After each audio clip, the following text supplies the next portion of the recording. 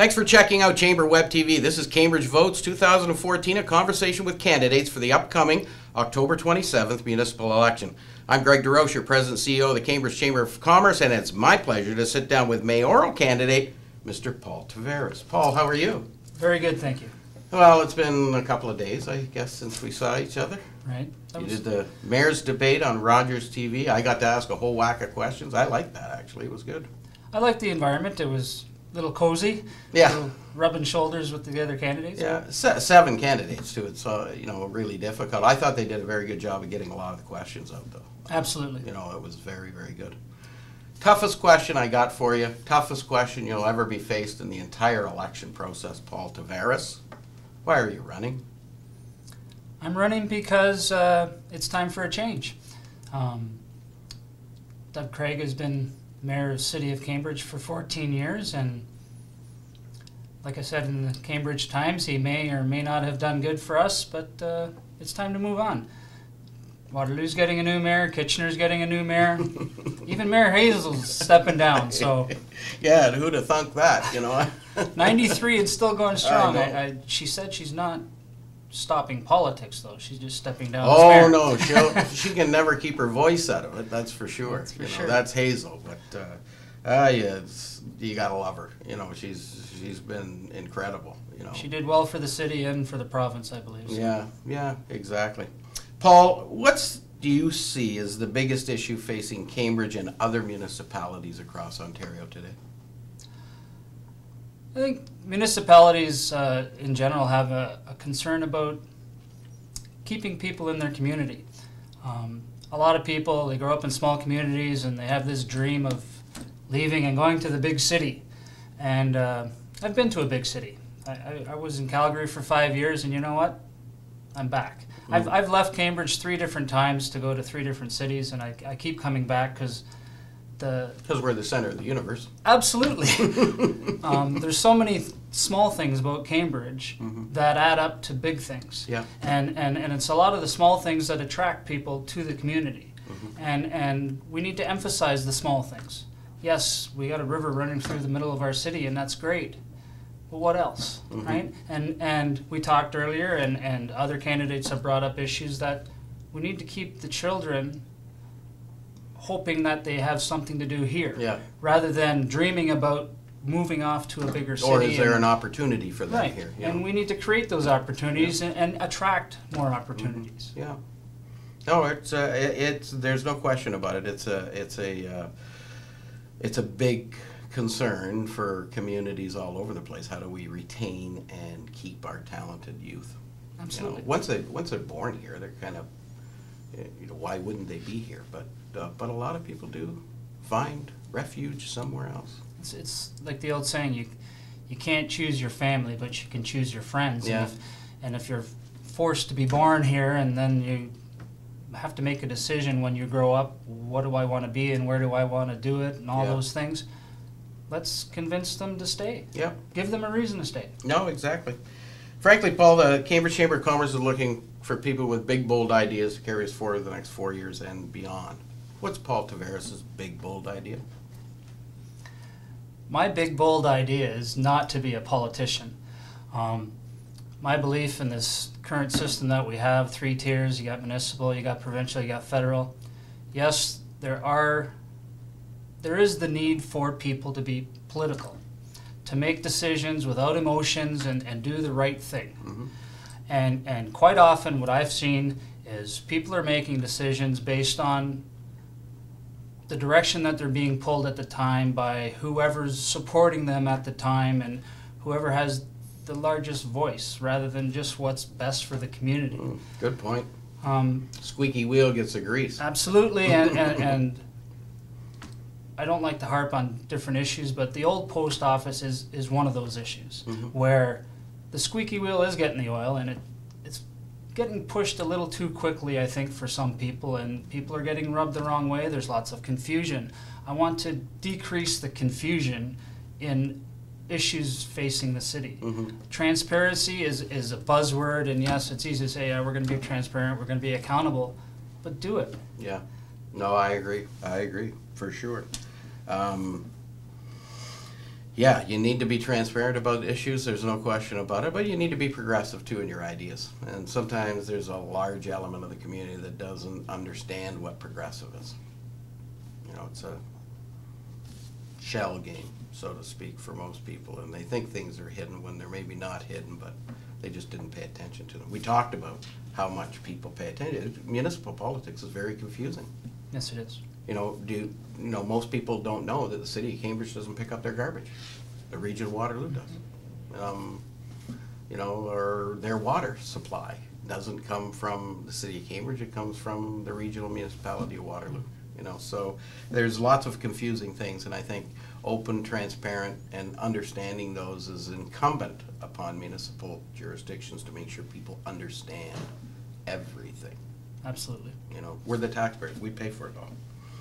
Speaking of taxpayers, and we pay for it all, what's really, really important, I think, in the future growth of a community is economic development. What do we do to attract new employers, or what do we do to inspire current employers to think outside the box and grow? And what do we do to help them do that? Currently, as a result of us losing Maple Leaf, going to Hamilton, and we had an opportunity to bring in a large manufacturer called Dr. Oetker, who was going to do their frozen pizza products here. They ended up going to London because there was a cumbersome mix-up between the region and the municipalities. They wanted to locate in North Dumfries, and the region couldn't get involved, and North Dumfries just didn't have the means to be able to help them.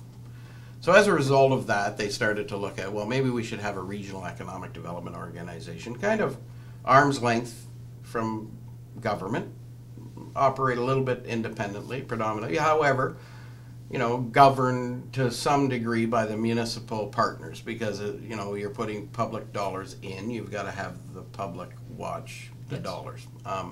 So in any event, they're talking about doing that for more broader, trying to attract businesses to come and look at the region to move in, and then the local economic development departments would just concentrate on companies that are here. 80% of growth in a community comes from the existing businesses that are here. Only 20% of it comes from foreign direct investment or outside. However, it's very expensive to do. Yes. What do you think of that whole thing? I think there needs to be fewer restrictions on expansion. There's a very old saying, and it keeps creeping back, not in my backyard. Mm-hmm. Build absolutely nothing, absolutely anywhere. Yeah, I like it just the way it is. Right. People are, yeah, I love that idea, but don't build it in my backyard. Go down the street or go to Preston or go to Hesper. Yeah. You know, like, if something is a good idea for the city, then it shouldn't necessarily be a bad idea to have it in your backyard as opposed to my backyard. No. Okay, if someone's already there, don't discourage them from expanding. A prime example would be waste management. Mm-hmm. They put a new facility in Cambridge. There was nothing discouraging them from doing it, nothing preventing them from doing it, except maybe them winning their contract with the region of Waterloo. Mm-hmm. Now, if they lose their contract with the region, when it comes up for tender again, are they going to shut down their recycling plant? That's the right? question that should be asked. So stuff like that, where Mm-hmm. being progressive, going to the future, the Green Initiative, tech industries, allow them to consider expansion Yep. here. Allow Google to say, hey, we don't need to have 6 offices in Kitchener, maybe we can put 1 in Cambridge, Mm-hmm. that kind of thing.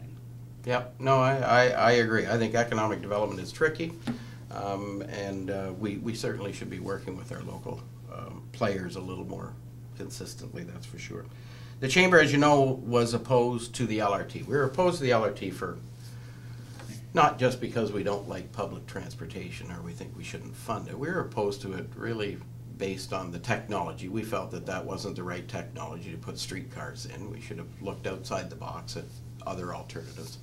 But and more particularly, we were concerned about the fact that Cambridge taxpayers had to pay for it, and we likely would never see it. Because we need other levels of government to fund large sums of money in order to see it happen in the region, or in Cambridge. So, however, that's a dead issue, but I like to take this opportunity to let everybody know that I'm still not warm to the idea. But it's a done issue. They're literally starting to put the tracks in place now. The LRT is here to stay. We have an opportunity because the premier actually of the province, now we have a majority government. She actually said there's maybe an opportunity to speed up the process of phase 2. We have a local member of parliament who's a part of that government. I think, maybe there is an opportunity, but what do we have to do? We have to make sure we've got the ridership, because nobody's going to pay for something where nobody's going to ride on. If you think it's bad to have an empty bus going around town, wait till you have an empty train going up and down the street. You get lots of complaints. What do you think we should do, Paul, to encourage that? Or should we? Or should we just say, no, let it come when it comes? I think there's very little we can do to encourage the ridership when there isn't the population density to warrant it in the first place. You can encourage everybody that needs to use public transit. You can encourage others who have a car and would rather drive to work to park their car at a train stop and take the train. That there's still not enough. There's not enough people here, and Doug Craig touched on it. I hate to use his name, but he touched on it in the debate that the forecast doesn't show that there's going to be ridership in Kitchener and Waterloo until 2040, and there probably never will be enough in Cambridge to warrant an LRT coming to Cambridge. So there's talk already in Waterloo of having phase 2 changed to be east-west on Herb Street, because it makes more sense. Well, sure, it makes more sense for them, but it doesn't make sense for Cambridge. And yes, I'm not warm to the idea either. But you'd like to see more people using public transportation. Yes, I'd like to see it more convenient to use public transportation. I'd like to see some of the routes, especially in the manufacturing sector, go longer. Yeah. Because, heck, when you on an afternoon shift and you finish at 11 and you wash up, change, and walk out the door, the last bus is gone already. The public transportation isn't an option. So, need more options for those types, as opposed to an LRT. What about GO service? I got a question on that, but let's bring that in at the time, because I think the long-term plan for Cambridge is to get GO, and then to have the LRT, or for now the BRT, kind of link into it. And do you think that would help? We'll touch on the BRT issue too, because I have a problem with that. But yeah, we have GO kind of now. We have a GO bus that stops at the Smart Center and heads off in that direction. That's good. We need a GO train, not a GO bus. Yeah. We need to help people get to Toronto without having to go to Kitchener first to get to Toronto. Okay, so you spend 45 minutes driving and parking your car so that you can take a train to Toronto, but if it wasn't for traffic, it would take you an hour to get to Toronto. Yeah. So instead of 2.5 hours on a bus. So yeah, that existing rail line that we do have that goes in that direction, you need to twin that up, and you need to get. Do you think there'd be bigger advantages as well from having GO? Do you think we'd see some economic spin-off of having 2A all-day GO service to Toronto? Well, there's already been an influx of people coming to Cambridge in the town line area to live here and drive to Toronto and work and drive back. Yeah. So if we had GO service directly from Cambridge, I think that would just increase that and accelerate the expansion of... People could sell their expensive properties in Toronto and buy cheaper properties and have more disposable income, but have to travel every day. This vision of a train line down the middle of the 401, I don't necessarily see that happening. I hear people talking about it. You know what, to be honest with you, I've never taken the GO service. Even though I could in Milton, I suppose, or Burlington, or wherever, I've never taken it. But I've often said that if we had 2A all-day GO from Cambridge, most of my meetings are, if I have to go into Toronto or at Queen's Park or the Ontario Chamber, which is right near Queen's Park. So, it'd be very convenient, go to Union Station, jump on a subway, and go up to my meeting. And then I could be back here by noon hour, but there's never been that convenience for me. But I think they'd probably find a new user in me if we had 2A all day here. I think so too. And so just looking at just the users that are doing it today, maybe not reality, because I think, you and I probably use it. If you become mayor, you're going to have meetings at Queen's Park. Why wouldn't you use it? Convenience. It's got to be convenient. Yeah, I agree with that. One of the number one issue around the chamber boardroom, and we've been working on this for a long, long time, is we really want to see a convention center. We don't want to see the municipality buy a convention center built. That's ridiculous. They don't have great success in making a ton of money. However, we think we've got a good plan for how that would work and scale it in the right size for our community. But there'll only be one convention center in the region of Waterloo. Only one. Mm-hmm. We don't need to. And the Cambridge Chamber of Commerce would really like to see that. We know statistically that the economic spin-off from convention centers is enormous. That municipalities have found that it's revitalized downtowns or commercial sectors that they've been built in. What do you think about a convention center? I think a convention center is a good idea for the region and for Cambridge especially, again with the convenience of the 401. Anybody coming from any of the surrounding areas like convenience. They want to pull off the 401 and park their car at the convention center and do their thing and then jump back on the 401 regardless of the traffic. Yeah. Generally when you have events at these convention centers, they're structured around convenience for travel time and everything else. When you go to the Metro Toronto Convention Center, they don't book stuff for 8 o'clock in the morning. They do it for 10 o'clock in the morning, so it's after traffic. So I think it'll help everyone. It'll definitely help the region. And we have cheaper land here. We have, and again, convenience. So what you're saying is, that elected mayor, you'd be happy to work with us at the chamber and Absolutely. try and bring a convention center here? I would work in that direction, and I like some of the ideas I've heard about combining a convention center and a sports complex. The convenience, again, of having multiple events in one location. It drives the attraction of people from outside of the community to come here. No, I would agree with you 100%. Taxes are really interesting. The revenue for the city of Cambridge is probably a little over $100 million. About 70% of it comes from property tax. The rest of it comes from user fees and little grants that we might get, or little debentures from, or not debentures, but little reserves that we might have that we throw into the particular project. However, there's still not enough money for municipalities to deal with the infrastructure issue. We got aging pipes in the ground, and without seriously increasing the property taxes, we're not going to be able to pay for them.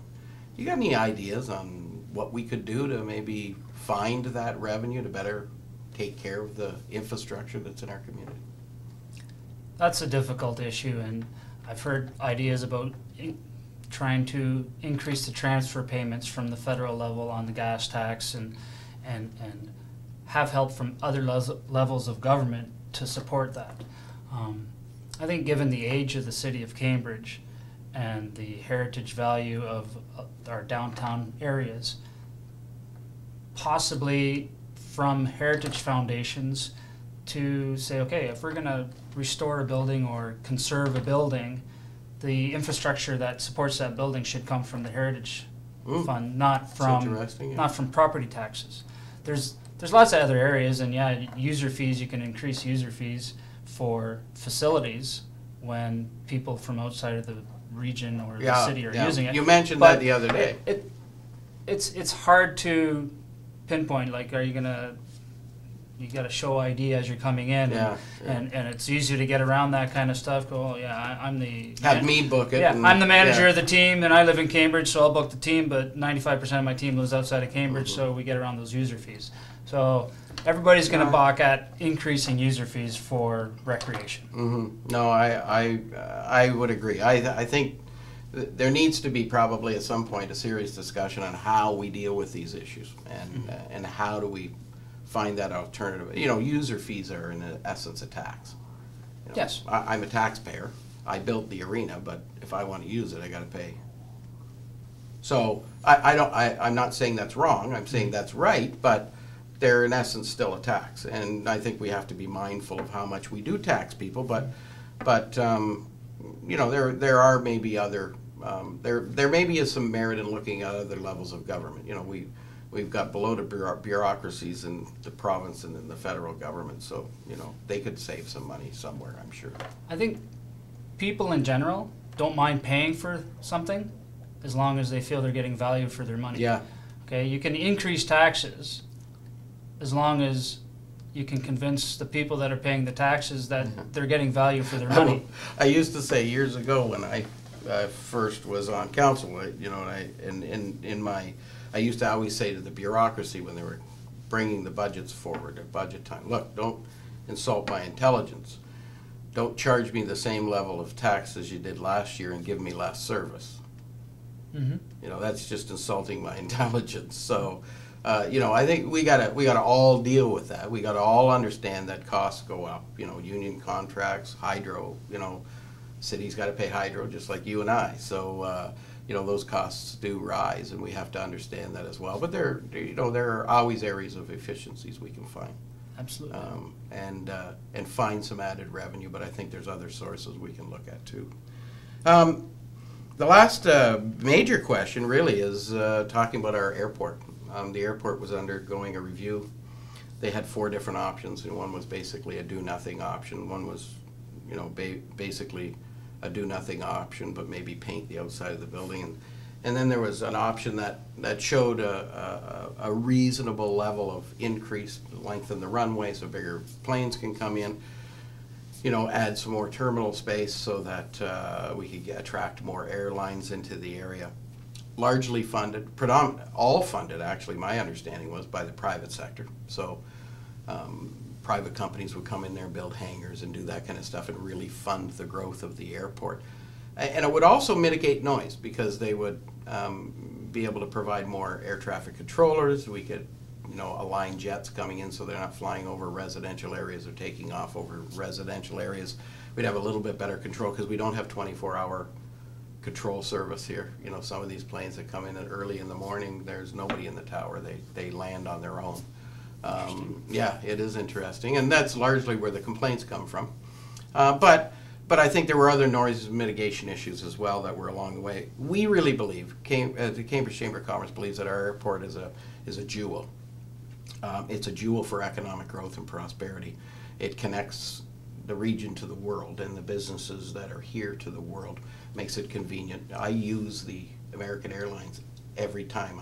If I have to travel into the U.S., even though I have to get off and change planes in Chicago, I'll use it 100% because I want to deal locally, and there's nothing better than driving 15 minutes out here, parking my car, walking 20 feet to sit down in the lounge and then jumping on the plane and I'm gone. That's just way too convenient. But, we've got issues around that. There's no question. Some of the issues are Cambridge people, where the planes fly over their houses. What do you think we should be doing, and should we be trying to find mechanisms, or should we just do what regional council has done now and put it all on hold? I don't like putting things on hold. You don't progress by putting things on hold. It goes back to the same issue of people wanting progress but not close to them. Mm-hmm. So yeah, you got to work on a solution that will allow for the expansion of the airport, which I've used myself as well going to Calgary, but to include the safety factor as well. If there's currently planes landing there without proper control at the tower, then you need to expand the hours of the tower or decrease the available landing times. Mm-hmm. And you can only do that by expanding runways. Mm-hmm. So it's a give and take, and you got to find a happy medium somewhere where you're voicing and you're listening to all the concerns for safety and for noise, but you're also listening to the people that want that convenience of parking there instead of driving to Toronto or London or Hamilton. So really what you're saying is nothing should be on hold. We should be looking for options and we should look for solutions. Options now rather than options after the I don't think it's going to get any better. As housing closes in around the airport, I don't think there's going to be better opportunity down the road. But no, well, if the plan going 10 years into the future shows a runway here, well, then you're not going to intensify residential around that runway. There are other cities that have no concern about what the residential is, and the planes just fly right over all the time. So Pearson, I've had the heck scared out of me coaching a baseball game look up and you can almost read the label on the landing gear. The landing gear is coming down and you're like, what? It's really interesting. But airports are, they're critically important. You've used it. I use it all the time. Our airport is just so convenient. It's just wonderful to have that tool here, You go to some countries, though, and they put golf courses in the middle of the runways. I know. You got driving ranges, and the planes are coming down over top of golfers. So you know what? It's a tolerance thing, and I touched on tolerance at the debate a couple days ago. Yeah. You can't expect progress without some inconveniences, Mm-hmm. and that's all they are going to be, is an inconvenience. Yeah. And if you're going to look at buying a home close to that airport in the future, you got to know that airport's going to get bigger. I would think. Okay, so if you have a concern about the noise, then sorry, I have to say blunt things sometimes. Yeah. Don't move there. Yeah. There's lots of areas in Cambridge and Waterloo region where you can move where there's not going to be a concern about the airport. No, I would agree with you. And there's lots of attractive areas. Yes. Oh, for sure. So. For sure. Tell me something, Paul. Where do you see Cambridge in 25 years? Unfortunately, and I say this honestly, unfortunately I see Cambridge as part of this big city of Waterloo that they have planned at the province, which people say it's another one of those done deals. Kind of like when Hamilton expanded its borders and you leave Cambridge and it says welcome to Hamilton, City Hall 33 kilometers away. That's in the works already for this region. So the city of Cambridge, unfortunately, won't be the city of Cambridge in 25 years, probably. Well, let's all hope not. I don't want it, No. but that's the direction it's going, and I think people need to be aware of that. I don't think there's enough people. As far as the transparency goes, they don't go around advertising that. No. There's no sign on the 401, welcome to Cambridge, but in 25 years it's going to say welcome to Waterloo. Yeah. Okay? No one talks about it. That'd be a bad advertising campaign. Nobody talks about it. No, I know. Okay? I know. But that's another one of those things that's hush-hush at the province level where someone like Catherine McGarry is not going to talk about it until it happens. Yeah. And then when it happens, it's going to be like that LRT thing. Well, it's already in the works. It's done. You can't do anything about it. But if people like me don't talk about it, then the people out there aren't going to know about it. Yeah. No, you're exactly right. You know what I want to talk about and what I'm really excited about, Paul? Finally. You do your banking online, you do lots of personal things online, and finally you're going to be able to vote online. I am so excited about that. I've told all my friends that on October the 11th I'm going to take a picture of me voting in my pajamas. I don't want to see that. Well, you will see it because you're a friend on Facebook, so you're going to see it. But I think it's very exciting. The internet's over 25 years old. It's the 21st century. My goodness sakes alive. Why shouldn't we be able to vote online? Why shouldn't we, voter engagement is about creating as many opportunities as you can for people to have their voice. This is creating a lot more opportunity. Vote online or by phone, or if you really wanna, you can go in person on the 27th. I choose not to. I choose to sit at home in the convenience of my home and the privacy of my own home and make my selections. And I think that's wonderful. What do you think? I think it's going to be a good thing in general. It will increase the votership in the people that generally don't vote because they don't want to leave work to vote. They don't want to leave their nice, comfortable home to vote. Yeah. And yeah, they can vote in their pajamas. However, there's also the flip side where there's the potential for collusion, where, yeah, you never vote, so I want to influence a particular candidate, so I'm going to go around to all my friends that I know won't vote, and I'm going to buy their access, right? And I'm sure there are security measures in place to prevent that from happening, but the old adage, if somebody wants to steal something, they're going to steal it. It doesn't matter if you put a I guess my club on argument your steering for that would be, since the beginning of time, when they used to vote by show of hands, there's always the person that wore a shirt with different colored sleeves to try. Everybody's tried to do that, and I don't think, that this necessarily. Yeah, it might give greater opportunity, but the whole fact of the matter will be there'll be more people voting. Yes. And it'll still water those little issues down to probably the same as they were before. But I just think, I think, it's about time. We should be setting an example of utilizing the technology that's at our fingertips. I asked for this when I was on council back in the 90s. Yeah. And at that time, they were, of course, really concerned about security. I just said, let's do it. Yeah. Other communities have used it, and it's worked for them. So, yes, I'm sure it will work. but there are concerns with Yeah. some people. Oh, and I think there should be concerns in any way you're exercising a vote where it's one person, one vote. And, that's the way it should always be. And I think that's a credible concern. I just think that that is good. We're taking this step, and I'm sure they'll mitigate as much as they possibly can. And hopefully at the end of the day, instead of 27, 28% voter turnout, we have 50% voter turnout.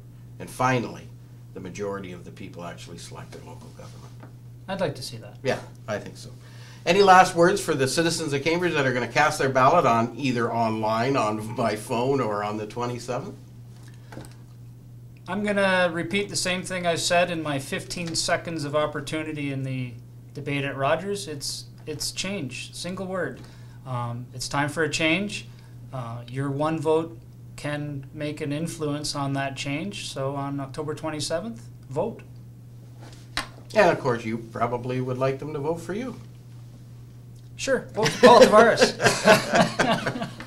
Ladies and gentlemen, once again, thanks for checking out Chamber Web TV. This is Cambridge Votes 2014, a conversation with the candidates for the upcoming October 27th municipal election. And once again, I'm Greg DeRocher, and it's been a real pleasure to sit down with mayoral candidate, Mr. Paul Tavaras. Paul, good luck. Thank you very much.